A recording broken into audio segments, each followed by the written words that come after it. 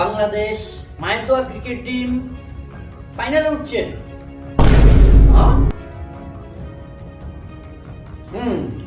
Report করছেন আমাদের সহকারী জগলু পাগলা।